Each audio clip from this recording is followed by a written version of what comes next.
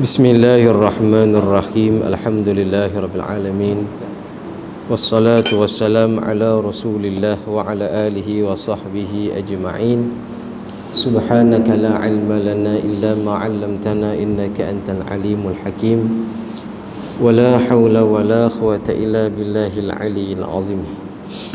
Ya ayyuhan nasu ittaqu rabbakumul ladzi khalaqakum min nafsin wahidah wa khalaqa minha zawjaha wa basa minhuma rijalan katsiran wa nisaa wattaqullaha allazi tasaaluna bihi wal arham innallaha kana 'alaikum raqiba. Bismillahirrahmanirrahim. Alhamdulillahirabbil alamin. Arrahmanirrahim. Maliki yaumiddin. Iyyaka na'budu wa iyyaka nasta'in. Ihdinas siratal mustaqim.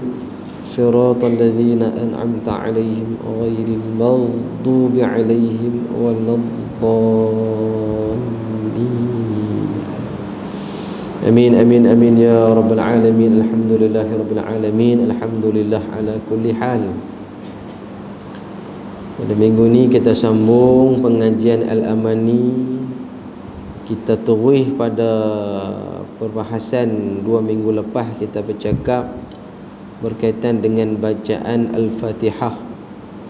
Nah, minggu ni kalau ikut tu saya nak bawa satu salinan, tapi tak apalah. Nah, saya pun cadang kita nak baca sikit tentang sambungan tentang Fatihah, kemudian kita nak masuk dengan surah-surah pilihan. Perkara matan Al-Amani yang ke-33 dengan matan Al-Amani yang ke-34. Bismillahirrahmanirrahim. 7 ayatnya sab'ul masani. Tertib berdiri, tersusun rapi. Bahasa Quran bukan ajami, selain takmin berselang pelangi. Membaca surah susunlah seperti di awal rakaat ia mulai. Baqarah hingga An-Nas diundi, selain surah ditetap Nabi sallallahu alaihi wasallam. Yang ni tentang pengisian pembacaan rukun qauli dan berkaitan sunat hai'ah di dalam solat ketika berdiri qiyam. Maka menjadi susunan wajib untuk semua orang yang mendirikan solat. La salata liman lam yaqra' bi Fatihatil Kitab. Tak dinamakan, tak sah, tak jadi semayang seseorang itu bila dia semayang tanpa dia membaca surah Al-Fatihah, yakni Ummul Kitab ataupun Sab'ul Masani. Al-Fatihah terdiri daripada 7 ayat. Mesti dibaca 7 ayat tadi, tidak boleh dikurangi. Yang ni kita semua sudah maklum. Sampai kita sekarang ni lah umur kita, daripada kita kecil sampai kita besar, ulang surah Fatihah ni sampai cemuh dah. Tapi percayalah tuan-tuan, sebenarnya kita tak boleh lagi nak menguasai surah Al-Fatihah. Macam mana surah Al-Fatihah? Sebab kita membaca berdasarkan kebiasaan, bukan membaca berdasarkan kefahaman. Apa buktinya? Apakah ayat sebelum Maliki Yaumiddin? Ayat sebelum Maliki Yaumiddin. Oh, kita nak cari tak jumpa. Sebelum Maliki Yaumiddin apa dah? Iyyaka na'budu lepas sebelum tu. Padahal Ar-Rahmanir-Rahim. Pasal bagi masa tu kita boleh carilah. Ini mana kita kena memahami makna susunan di dalam surah Al-Fatihah tu, barulah kita dapat intisari ayat yang ada dalam surah Al-Fatihah. Sebab ada beberapa persoalan yang berlaku. Ini saya nak kaitkan dengan surah Al-Fatihah ni, intisari dia. Bila ada orang tanya kepada seorang penceramah antara kelebihan tahiyatul masjid dengan menjawab seruan azan, maka penceramah tu bagi jawapan, tahiyatul masjid itu ada kelebihan, tetapi menjawab azan tu ada ganjaran-ganjaran yang tertentu. Sebab apa dia cakap macam tu? Ini kita nak kata dia tak nampak kelebihan surah Al-Fatihah. Tuan-tuan kena ingat, memang kita kebanyakan sekarang ni bila masuk masjid, orang tengah azan, kita tak sembahyang tahiyah. Tapi kita kalut nak jawab azan tu. Soalan kedua nak tanya, di rumah lagu tu ke? Di kedai makan lagu tu ke? Di atas kereta lagu tu ke? Bila hang dengar azan hang berhenti? Tak pun, dalam masjid je. Itu satu. Nombor dua, antara amalan yang paling hebat di sisi Allah Subhanahu Wa Taala ni, nombor satu, sembahyang. Mana ada amalan lain? Nombor dua, baca Quran. Nombor tiga, zikrullah, zikir. Sebab dalam sembahyang ada Quran dan ada zikir. Dalam Quran tidak ada sembahyang tetapi ada zikir. Di dalam zikir tidak ada Quran dan tidak ada solat, tidak ada sembahyang. Maka jelas solat itu lebih tinggi. Yang tu cara faham menyeluruh dulu. Nak bagi sanggahan kepada jawapan tadi, kata suruh jawab azan sebab azan tu lebih tinggi fadilat. Yang kedua nak bagi sanggahan, lupakah kita bila kita sembahyang kita sebut Allahu Akbar, takbiratul ihram. Takbir itu ada fadilatnya. Yang tadi hanya fadilat menjawab azan. Dia kata dalam azan pun ada takbir. Baiklah, ada doa iftitah. Doa iftitah ada fadilatnya. Dalam Al-Quran, dalam solat ada Fatihah. Fatihah ada fadilatnya. Dalam solat ada rukuk, i'tidal, sujud, duduk, sujud. 2 rakaat mengulang-ulang fadilat berbanding dengan azan tadi. Tidakkah kita nampak solat itu lebih hebat berbanding menjawab azan? Kalau nak bincang soal fadilat.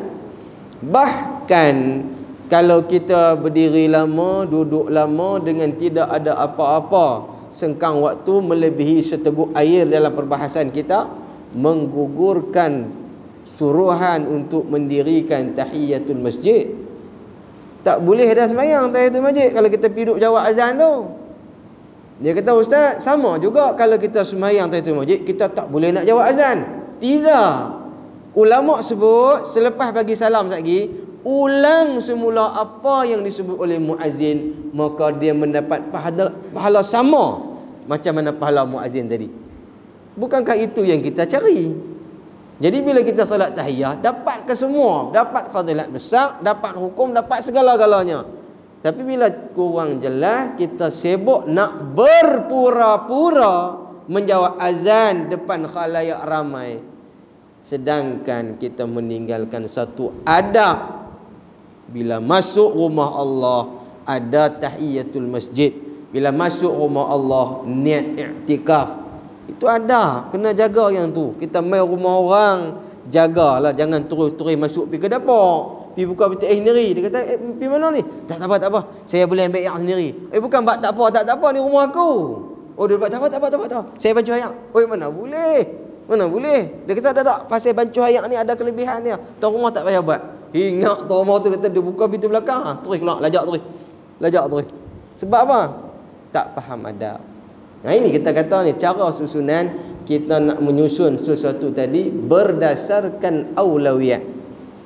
Sama juga pembacaan Al-Fatihah yang diletak di antara 2 doa.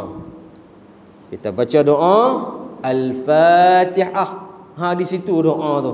Dia jadi antara 2 doa sebelum nak angkit pula nombor 2. Allahumma taqabbal minna du'a'ana ila akhir tu.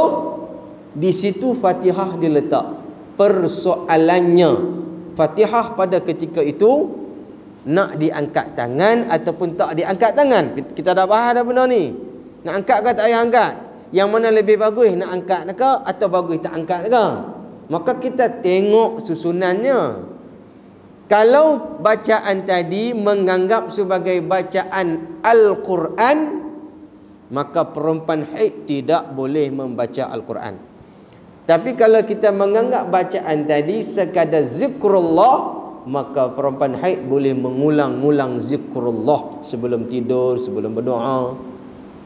Jadi kalau kita mengangkat tangan kerana berdoa, fadilatnya rendah berbanding kita tidak mengangkat tangan kerana ia Al-Quran lebih tinggi. Maka yang faham kedudukan Al-Fatihah, dia menjadikan ia sebagai kalamullah, sebagai bacaan mengambil fadilat daripada membaca Al-Quran. Sama juga kalau kita tengok kesinambungan pembacaan ayat Al-Quran di surah Fatihah ni, kita nak keluar bawa akik jenazah, nak keluar daripada pintu rumah, Al-Fatihah, fadilat lah tu. Kita tak ambil surah lain, kita ambil surah tu. Kerana apa? Fadilat dia banyak. Fadilat dalam Al-Fatihah ini banyak. Pi selangkah Al-Fatihah, mari orang tertentu dia kata tak boleh buat, yang tu bid'ah. Kita kata pada mereka, perbuatan ini adalah membaca Al-Quran, bukan memaki orang, bukan menghina orang.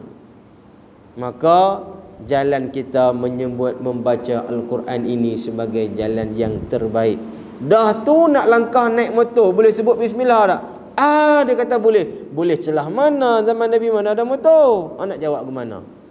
Itu perumpamaan zikrullah dibenarkan. Bahkan Al-Quran lagi boleh. Cuma tak bagi bila baca Al-Quran tadi dalam jamban, dalam le'yak, dalam tandas. Yang kita dah bahas itu, macam mana yang disebut dengan tandas jamban, tempat-tempat yang ada najis, yang terlihat najis, yang terhidu najis, yang tersentuh dengan najis. Maka bacaan tadi bukan lagi mengangkat Al-Quran, mengangkat kalamullah, tetapi ada unsur-unsur penghinaan. Itu tidak boleh. Maka 7 ayatnya sab'ul masani kita baca Al-Fatihah di dalam salat mesti dengan 7 ayat tadi, tak boleh dikurangi. Tertib berdiri tersusun rapi. Maka syarat yang kedua, bila kita nak baca Fatihah mesti dengan susunannya. 7 tu sepasai. Takut sekali bila baca 7 dia sulam, dia susun tak kena pun tak boleh. Mesti 7 tu sepasai dah. Dan tersusun rapi itu maknanya bermula daripada basmalah sampailah takmin, amin. Mesti tersusun sebagaimana tertulis di dalam Al-Quran. Itu kedudukannya. Maka dalam kalimah yang pertama kita akan membaca basmalah dengan ucapan Bismillahirrahmanirrahim, dengan nama Allah yang sayang pada mulanya, dengan nama Allah yang sayang sehingga ke akhirnya. Aku sayang kamu mula dan selamanya, kini dan selamanya. Itulah Allah Subhanahu wa ta'ala, sebagaimana terdapat dalam rahsia pada kalimah Ar-Rahman bagi surah Ar-Rahman dan Ar-Rahim bagi surah Ghafir. 2 perbandingan surah ini menjadi gambaran bahawa Allah Subhanahu wa ta'ala itulah yang hakikat menyayangi semua hamba-hambanya. Bermula pada alif yang berada pada kalimah Rahman, daripada Ra dengan A dengan Mim, serupa juga Ya yang ada pada Rahim sebagaimana ada pada Ra, pada A, pada Mim. Maka inilah rahsia kita mengungkapkan kalimah Bismillah, supaya jangan kita lagak sebagaimana lagaknya iblis, lagaknya syaitan yang melakukan segala perbuatan dengan hasad, dengki dan dendam. Dendam kesumat iblis yang tidak berkesudahan sehingga ke hari ini. Maka kita diajar oleh Nabi agar kita membawa perasaan kasih sebagaimana Tuhan yang Maha Berkuasa dia boleh kasih. Maka apa saja tindak tanduk harian kita, kita akan mula mengucapkan Bismillahirrahmanirrahim. Mau lekat dalam minda, mau lekat dalam hati. Aku buat atas kerana nama Tuhan yang sayang semua makhluk. Kalau dia yang berkuasa boleh sayang, kenapa aku yang hina nak berlagak acah-acah samsing? Oh, dia boleh samsing dengan isteri dia, dia boleh samsing dengan anak dia. Dia lupa Allah lebih boleh buat daripada tu. Tu pun Allah tunjuk sifat kasih sayang daripada hamba. Jadi latihan untuk kita bila kita sembahyang, rakaat kita mula qauli, qalbi, fi'li, mula dah semua ni. Permulaan adalah Bismillahirrahmanirrahim. Nak pupuk dalam diri, jangan duk dendam, jangan duk dengki, jangan duk kenak dengan orang. Sebab Allah Ta'ala tu pengasih dan penyayang. Kalau kita ada melakukan kesalahan, Allah mengarahkan para malaikat mencari baik-baik apa kebaikan yang dia buat supaya dapat memadam kejahatan tadi. Kenapa kita tidak mencontohi Tuhan yang Maha Berkuasa seandainya ada orang yang melakukan kesilapan dan kesalahan kepada kita? Jangan tunggu dia minta maaf pada kita. Fa'fu anhum wastaghfir lahum. Ini yang diajar daripada Nabi SAW. Tidak salah kita yang terlebih dahulu memohon maaf dengan kita tidak mengendahkan kesalahan dan kesilapan sahabat-sahabat kita. Belajar daripada ayat yang pertama, dengan nama Allah, aku mula dengan asma'nya, wallahi wabillahi watallahi. Memang waw tadi situ bukan dengan waw qasam, tetapi kefahaman orang muttaqin seolah-olah dia bertekad apabila dia memulakan sesuatu dengan asma' Tuhan sekalian alam, maka seolah-olah dia berjanji dengan diri, aku nak jadi kasih dan sayang sebagaimana sayangnya Allah Subhanahu Wa Taala kepada hamba-hamba.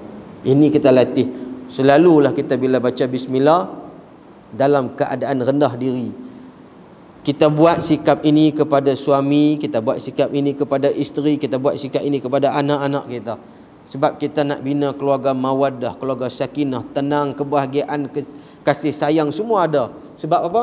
Bila kita ambil daripada teladan yang dibawa di dalam solat, apabila kita membaca Al-Fatihah bermula dengan Bismillahirrahmanirrahim. Jadi kita faham di sini jalan yang paling elok bermula apa-apa perbuatan, jangan ada langsung iri hati, khianat dan dendam.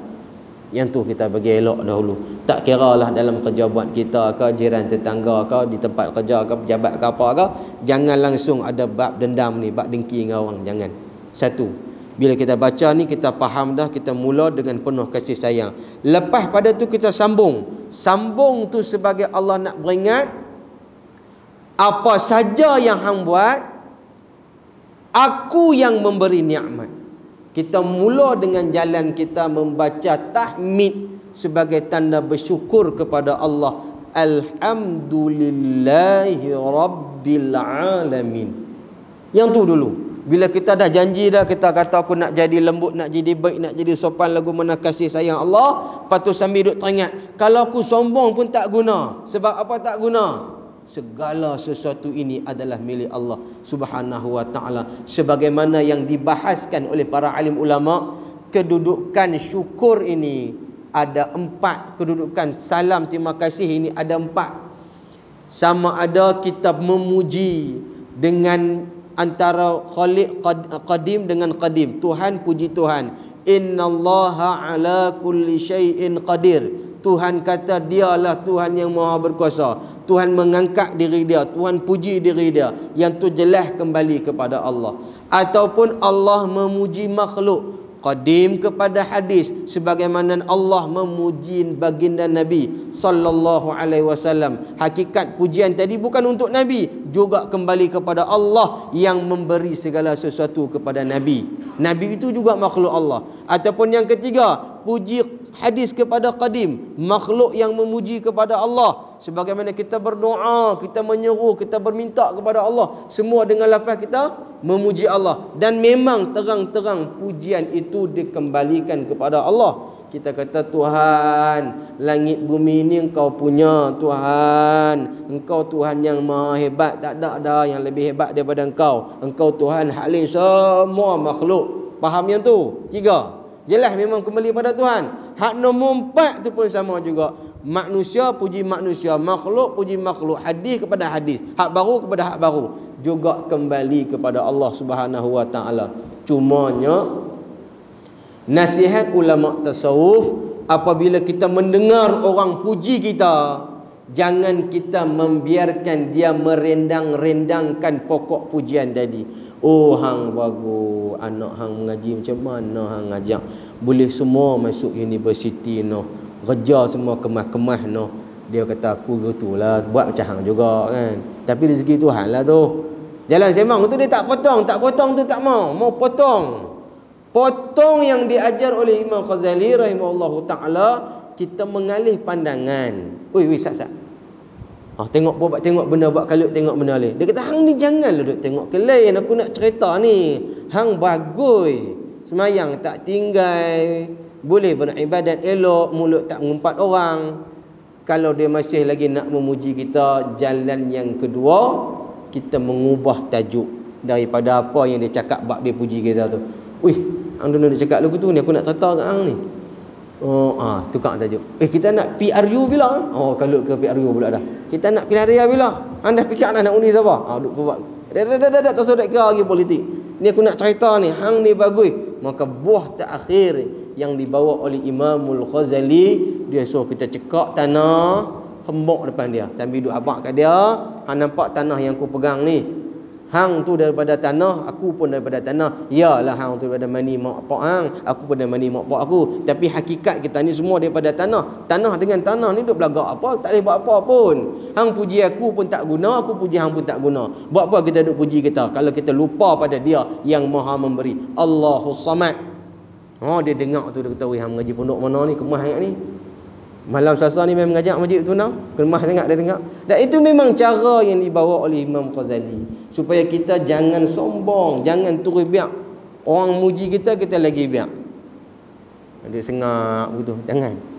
Itu jalan yang tidak dibenarkan dalam syarak. Kerana apa? Nak mengembalikan pujian tadi hanya kepada Allah.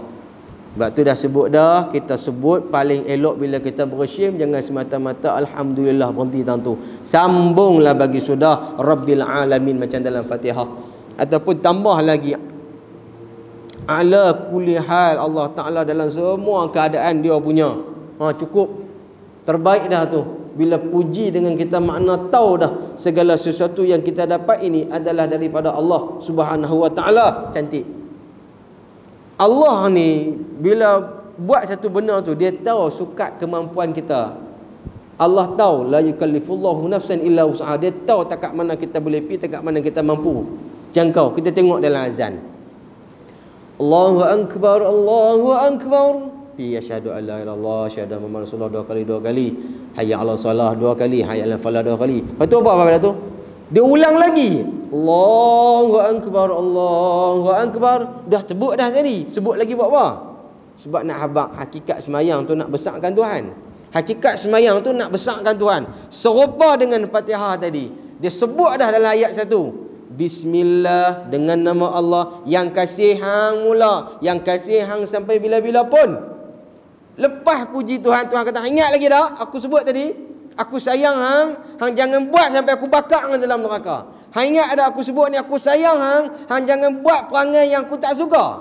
Allah ulang 2 kali tu. Sebab supaya kita tak persoal Tuhan. Dah sayang, buat apa bakar kami? Kita kata lagu tu. Kita akan jadi lagu tu. Allah sebut berkali-kali sifat sayang tu, nak tunjuk kata, kalau mu tak sayang dirimu, jangan mu persoalkan aku kenapa bakar mu. Mu yang nak bawa dirimu ke arah tu.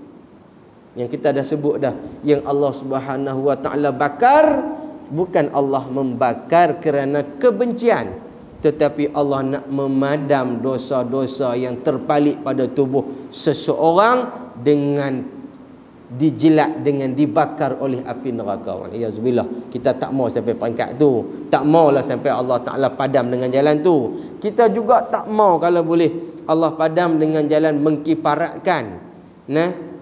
Dia bagi sakit, dia bagi kena wabak, dia bagi kena yang kena ni. Tak mau. Tapi tu tak mau nak buat macam mana?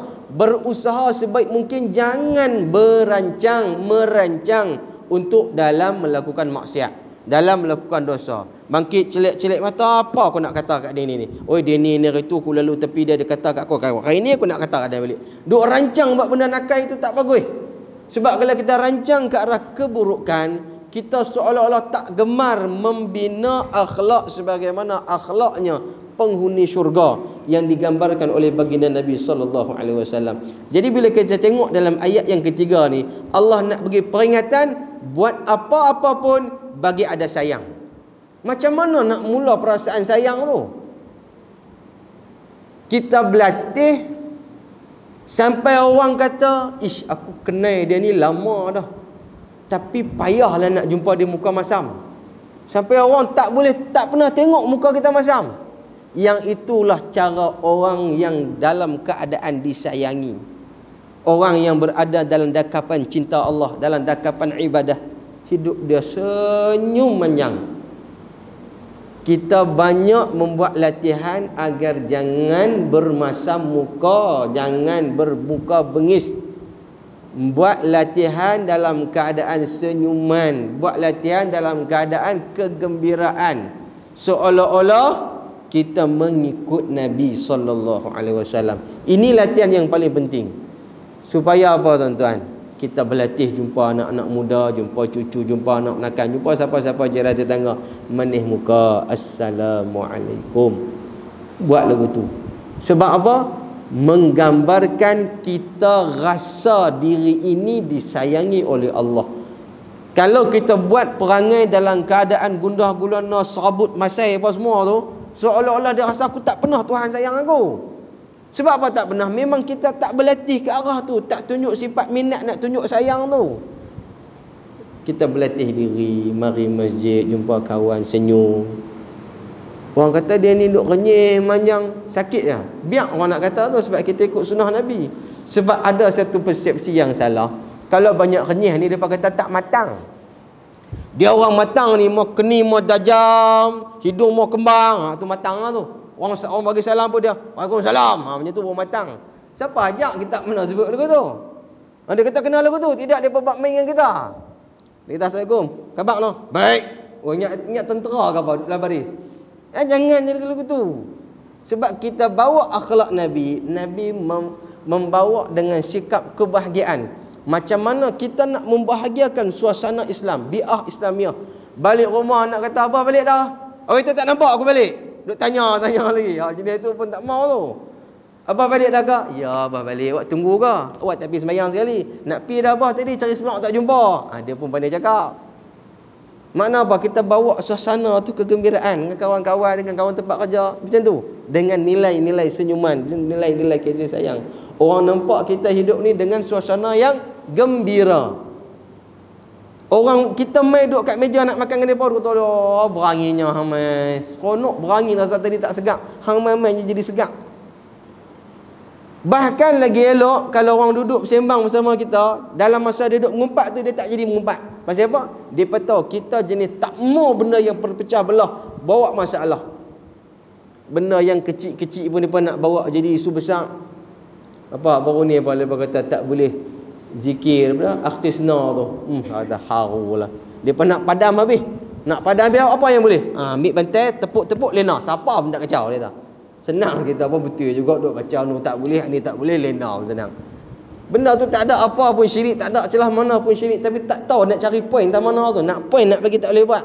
Tapi depa lupa yang di Kedah ni ulama banyak. Nak langkah Perlis pi Penang boleh, nak langkah Kedah tak boleh, tak lepas. Kedah ni dipenuhi oleh tok-tok guru, ulama-ulama. Ada Pak Long tu, Pak Ngah ni, Pak Cik, Pak Jang pun ada. Tapi tu belah-belah harta tu. Tok-tok guru dah bagi jawapan dah macam mana satu-satu akidah tu. Jadi alhamdulillah, pertama kita syukurlah kita duduk di bumi ni, bumi Kedah ni, bumi yang penuh dengan keberkatan yang tak sewenang-wenangnya. Perkara-perkara merepek macam tu boleh masuk. Tu yang kita tak risau, kita tak bimbang. Jadi bila kita dah amal sampai 2 kali Allah Ta'ala ulang, Allah sayang kita, Allah sayang kita. Bila kita duk kata Allah sayang kita, Allah sayang, apa benda ni Tuhan ni duk ulang-ulang sayang ni apa? Maka Tuhan peringat pada ayat seterusnya, akulah hakim esok di sana. Maka apa yang hang buat ni, walau orang tak puji, walau orang tak bagi ganjaran, walau orang tak buat apa kat hang, jangan risau. Maliki yaumiddin. Esok di sana aku bagi semua kat hang. Tu ingatan yang seterusnya. Ini kita kata apa ni? Kesinambungan setiap ayat. Allah nak cerita, jangan hang risau. Apa baik yang hang buat. Ni saya duduk sapu cecak alam masjid, kameraman CCTV pun dah rosak. orang pun tak mai, tak jadi, tak balik. Tak payah. Maliki yaumiddin. Dia Tuhan kita yang akan menjadi hakim, akan menjadi pemerintah, akan buat segala-galanya dengan seadilnya esok pada hari agama. Pada masa tu segala kerja buat agama, Allah akan bangkit. Yang semayangnya tahajud tak ada siapa tahu. Kita bangkit tahajud, kita kata, Tuhan, saya buat tahajud tiap-tiap malam. Malaikat kata, entah tak masa bangkit tahajud tu, jiran hang semua tahu, hang duk cerita satu-satu. Lah ni hampir minta amalan kat jiran-jiran, hampir minta pahala kat mereka. Sia-sia bila kita bangkit pada hari agama, kita tak boleh minta benda tadi pada Tuhan, sebab kita bertuhankan makhluk ketika mana kita berada di atas muka bumi. Sebab itulah saya sebut sekali lagi, kita kena ingat dalam kalimah jazakallah, dalam memberi peringatan kepada makhluk bahawasanya yang memberi ataupun yang menerima segala sesuatu itu hakikatnya daripada Allah. Itu yang kita kena ingat. Jangan sama sekali kita lupa. Kita sebut Maliki yaumiddin. Boleh kita nak baca pada rakaat yang kedua dalam beberapa qiraat, dan qiraat yang lebih jelas dalam 7 ni 5 yang jelas tidak perlu meletakkan alif, tapi boleh meletakkan alif.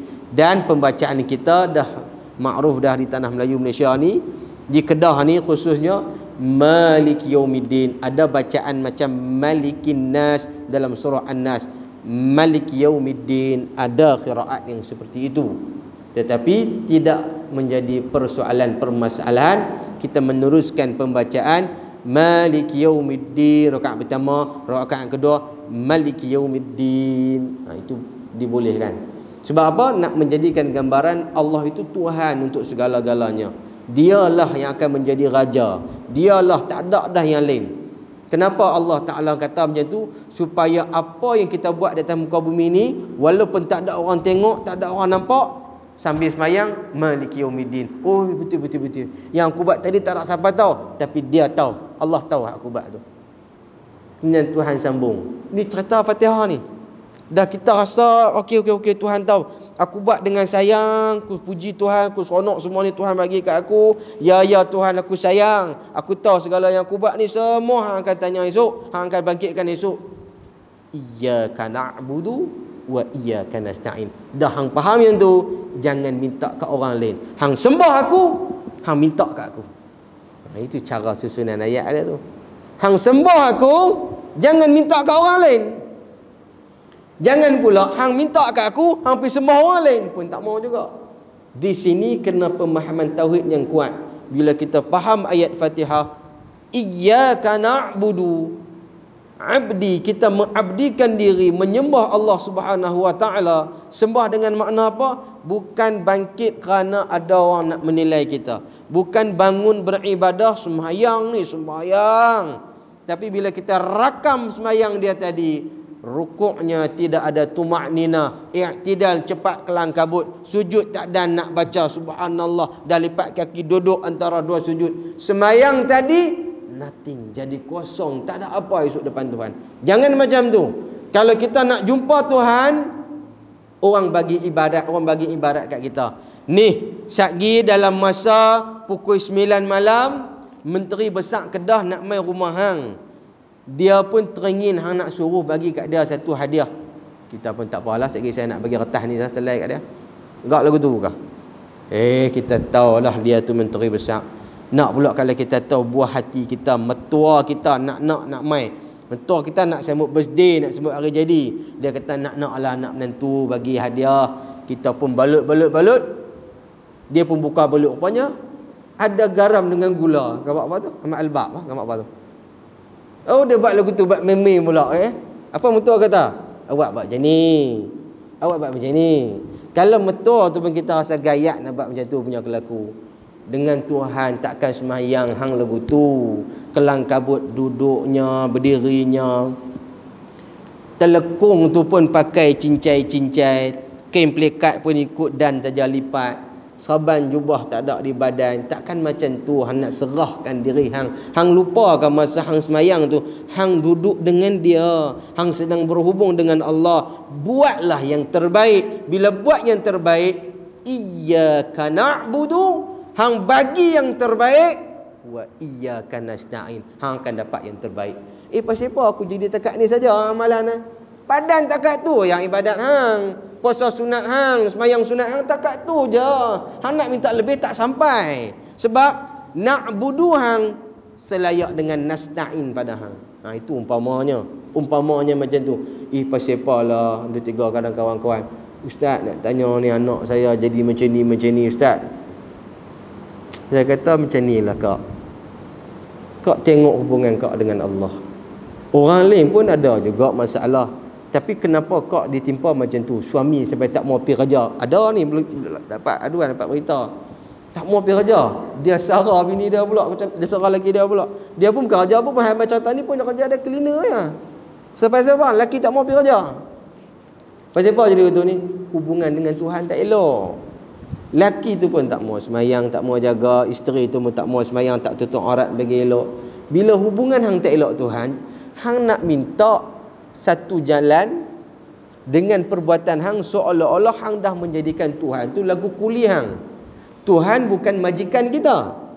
Tuhan juga bukan kuli kita. Tuhan ini Allah yang kita sembah. Kita kena ingat bila kita hidup di dunia ni, kita beribadat sepenuhnya untuk Tuhan. Allahu Akbar, Allahu Akbar, Allahu Akbar, buat sepenuhnya untuk Tuhan. Bila kita nak dapat nasta'inu? Pada masa tak ada siapa boleh tolong kita. Masa bila? Masa kita duduk di alam barzah, masa kita duduk di padang mahsyar, masa kita duduk esok-esok tu. Masa tu baru kita tahu Tuhan janji, innaka la tukhliful mi'ad. Allah sikit pun tak mungkin janji dia. Itu yang kita sebut iyyaka na'budu wa iyyaka nasta'in. Dah faham dah. Okeylah, betul-betul. Aku kena sembah Tuhan aku kena minta tolong kat dia saja. Apa benda yang nak minta tolong tu? Ihdinas siratal mustaqim. Tak boleh tak lain tak? Hak tu lah. Jangan minta benda lain. Tuhan, saya nak buat satu permintaan. Saya nak jadi Tuhan. Oh, cakap tu merapu lah. Ada kata boleh minta? Bukan semua permintaan. Yang dimaksudkan dengan boleh minta tu apa? Tunjukilah aku jalan yang engkau redai, jalan yang lurus. Jalan apa? Siratal ladzina an'amta 'alaihim ghairil maghdubi 'alaihim waladdallin. Bukan jalan sesat, bukan jalan-jalan orang-orang yang buat cacah merabah, perpecahan, kacau bilau, tak mau. Wa'tasimu, itu asasnya dalam Islam. Kita ni jangan hidup dalam keadaan pecah belah. Jangan kita mencari kelemahan, kesilapan orang. Ketika mana orang tu jadi imam, kita tak pernah pun kata terima kasih abang pasal malam ni jadi imam. Tapi malam tu dia jadi imam, pergi baca doa salah. Hang tu lah aku abang jangan jadi imam dah. Masa salah tu dandan dia tengok. Masa betul hang tak kata pun terima kasih. Ini bukan budaya Islam. Kawan tu sikit punya azan berkali-kali. Hari tu sila. Allah Akbar tak letak la ilaha illallah tu ataupun tak letak hayya ala salah sekali ke? Awak azan lagu tu benda remeh sangat, tak boleh silap. Dia tak kata kat kawan tu, dia sembang kat kedai kopi lah. Orang benda kecil lagu tu tak silap. Aku tu tak mau azan, bukan tak mau azan. Sekali orang kata aku hebat pula. Hampir azan tengok dia sembang deras apa-apa. Dia nampak lemah orang tu. Lebih nampak yang orang buat kebaikan. Yang ni cara-cara orang nak bawa pecah belah dalam agama. Pecah belah dalam agama itu bukan yang nyatakan dalam Al-Fatihah. Allah dan Nabi tak pernah nak kita hidup dalam keadaan berpecah belah. Nabi nak kita hidup dalam keadaan kesatuan umat yang kuat, saling membantu antara satu dengan yang lain. Inilah kita kata kita nak bina satu masyarakat sebagaimana tamadun kota Madinah yang dibawa oleh baginda Nabi sallallahu alaihi wasallam. Kita dengar orang cerita keburukan ni, aku nak cerita ni anak Haji Mat. Aku bukan Haji Mat. Han nak cerita anak Haji Mat kan? Jumpa Haji Mat. Dia nak jumpa aku. Dah aku nak cerita ni. Tak. Tapi jumpa Haji Mat lah, bukan anak aku. Anak aku main jumpa aku. Kita potong siap. Jangan kita biarkan perpecahan itu berlaku. Habaq kat dia, kalau hang terus cerita kat aku, walaupun aku tak percaya, hati aku ni lemah. Bila aku lemah, kok mana pun bila aku jumpa Haji Mat esok, muka aku mesti tak manihnya dengan dia. Sebab apa? Aku manusia lemah. Lebih baik aku jangan dengar cerita hang tu. Yang tu cara agama. cara Islam. Tuan-tuan, ini bawakan yang Nabi nak, supaya antara umat sesama kita ni jangan menimbulkan perpecahan. Sebagaimana kita duk baca hari-hari ni, dalam subuh pi 2 kali, lohok pi 4 kali, asar pi 4 kali, maghrib pi 3 kali, pi pula Isya 4 kali. 17 kali takkan tak reti lagi apa yang dinyatakan dalam Fatihah. Benar apa yang dinyatakan tu? Amin. Doa lah. Kita doa nak jadi lembut, nak jadi tak mau berpecah, nak jadi baik, nak bertuhankan dia saja Allah. 7 ayat ni duk bagi tiap-tiap hari ni. Tak reti fikir lagi kan, nak pecah belah lagi kan? Jangan tuan-tuan. Kita ada Tuhan. Jadi bila kita sakit, kita semayang, kita baca surah Fatihah ni, hayatilah apa yang saya kata ni tuan-tuan. Di situ kita akan nampak buat apalah kita berwatak dengan perwatakan ala Samsing. Tak payahlah dia buat samsing dengan orang. Jumpa orang manis muka. Tapi jangan guna kesempatan ni pi manis muka dengan tak sama Argentina. Assalamualaikum kak. Siapa tegur saya? Kak jangan lupa tadi ustaz kata kena manis. Saya pun duk manis ni. Manis celah apa lagu tu. Sama laki ni, sama perempuan ikhtilat pun kena jaga. Ikhtilat kita ni, laki perempuan hubungan sama-sama kita kena bagi elok. Bukan kita nak bagi yang tak sama Argentina pun nak bagi elok. Yang tu pun tak kena kedudukan tadi tu. Orang yang faham Fatihah ni baru dia tahu ganjaran yang Allah sajikan. Benda ayat yang diulang daripada dia umur 9 tahun sampailah ni umur dia 60 tahun. Tuhan diulang rupanya malam ni ustaz contoh tu ke? Nak suruh kita buat bibit-bibit percintaan sesama Islam, sesama makhluk dalam nak meraih cinta di bawah lembayung kasih sayang daripada Allah Subhanahu wa taala, bawah kalimah la ilaha illallah. Itu hakikat dia tuan-tuan. Maka kita akan baca Quran juga dengan syaratnya bahasa Quran bukan bahasa ajam, bukan bahasa asing, bukan bahasa selain daripada bahasa Arab, bahasa Quran. Selain takmin berselang pelangi, takmin tadi ni kita mesti membacanya dengan bacaan-bacaan yang ditetapkan. Sama ada kebiasaan kita bila membaca amin dalam solat, panjangnya sama seperti panjang imam. Amin, ikut panjang imam. Untuk doa kita baca yang qasar, yang pendek. Amin, amin, amin.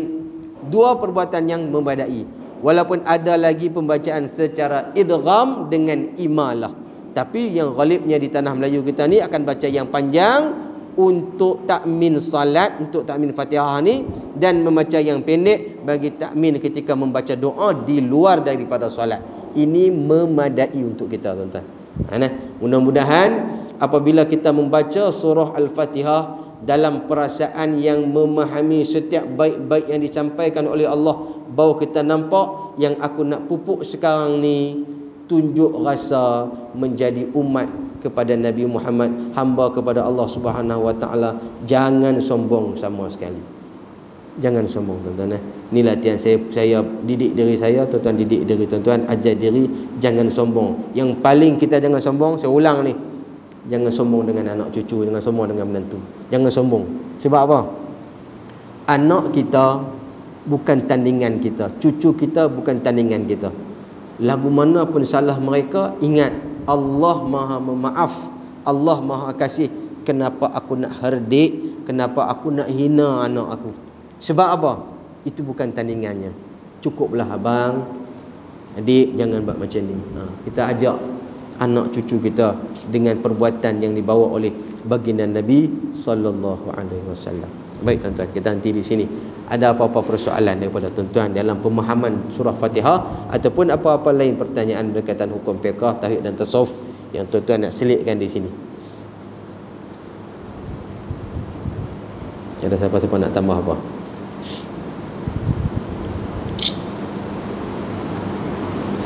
Tak ada, no? Subhanakallahumma bihamdika asyhadu an la ilaha illa anta astaghfiruka wa atubu ilaik. Wal 'as innal insana lafi alladhina amanu wa 'amilus solihat wa tawassaw bil haqq wa tawassaw bis sabr. Bismillahirrahmanirrahim. Radina billahi rabba wa bil islami dina bi Muhammadin nabiyya wa rasula. Allahumma faqih fid din wa 'allimhu ta'wil wahdina ila siratal mustaqim. Walhamdulillahi rabbil alamin. Taqabbalallahu minkum minna. Alhamdulillahirabbil alamin.